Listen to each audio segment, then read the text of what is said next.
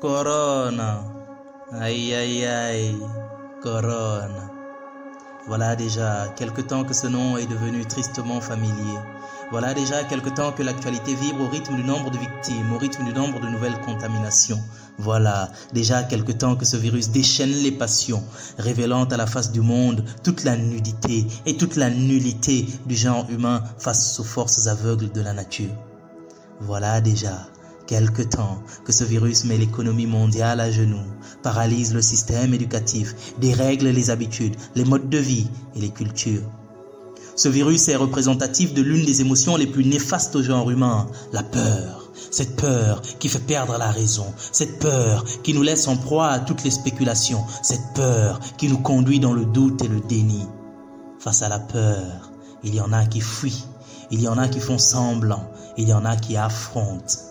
Chers peuples de l'humanité, chers élèves, chers étudiants, ne soyez pas de ceux qui fuient, ne soyez pas de ceux qui font semblant, soyez de ceux qui affrontent.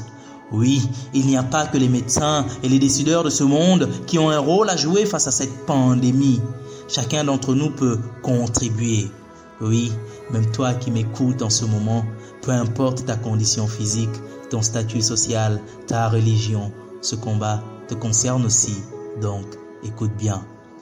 Premièrement, face au flot d'informations qui circulent aujourd'hui sur les réseaux, faites attention, usez de votre esprit critique, ne croyez pas tout ce qui se présente sous votre nez, allez à la source des informations, essayez de voir leur cohérence logique, posez des questions à des personnes dignes de confiance, c'est-à-dire des personnes qui ont un certain niveau de connaissance dans le domaine dont il est question. Par exemple, face à cette vidéo du président russe sous-titrée en français et dans laquelle on peut lire qu'il dit vouloir tuer tous ceux qui ne respecteront pas le confinement, au lieu de partager la vidéo et de se réjouir, cherchez quelqu'un, un étudiant du département de russe à l'université par exemple, à qui vous allez demander si la traduction proposée dans la vidéo est exacte. Vous devrez faire pareil pour toutes les vidéos, toutes les images, tous les contenus qui développent des choses que vous ne maîtrisez pas. Puisqu'il est dangereux de croire en une information simplement parce que vous faites confiance en la personne qui parle ou en la personne qui vous l'a envoyée. Deuxièmement, quand on ne sait pas, on doit avoir l'humilité de se taire et de se conduire avec prudence. Mais on ne peut pas ne pas savoir et se comporter comme si on était le plus grand savant de toute l'humanité et même de l'univers entier. Donc, au lieu d'inventer des informations ou parler de choses simplement pour se faire voir, simplement pour paraître savant, il faut, dans ces moments de crise, que les informations que vous donniez soient fiables.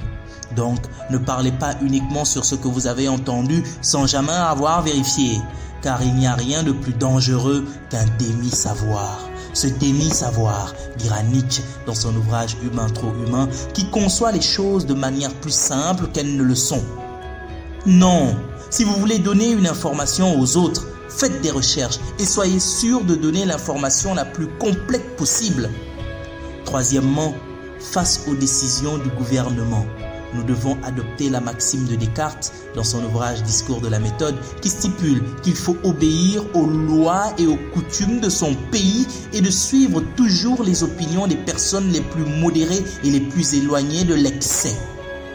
Autrement dit, dans notre contexte actuel, pas besoin de céder à la panique à travers certaines publications alarmistes qui véhiculent la théorie du complot.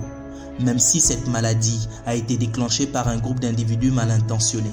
Même si qu'il y a des gens qui profitent de cette situation et tout ce qu'on peut dire là-dessus. Mais quel est le but de cette information? Faire en sorte que la population se rebelle face à l'autorité étatique? Qu'il y ait un soulèvement populaire, une révolution, que les gens soient dans les rues? Pour qu'il y ait plus de contamination peut-être. Lol. Même ceux qui croient fermement en ces théories du complot savent bien que cela ne va jamais se produire. Si manipulation collective il y a, la solution ne peut qu'être individuelle, car le système face auquel ils veulent que le peuple se rebelle a déjà tout verrouillé.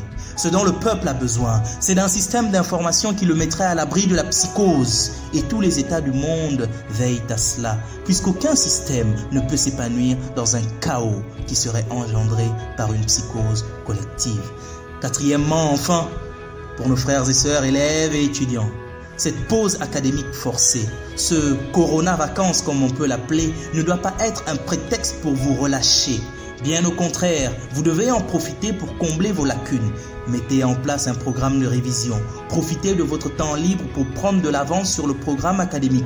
Faites preuve de créativité. Traitez des exercices. Anticipez sur vos examens. Rapprochez-vous de vos enseignants qui, avec plaisir sans doute, accepteront de vous guider, même à distance. Et surtout, pour plus d'informations, de motivation et de conseils, contactez-nous au 78 151 10 76.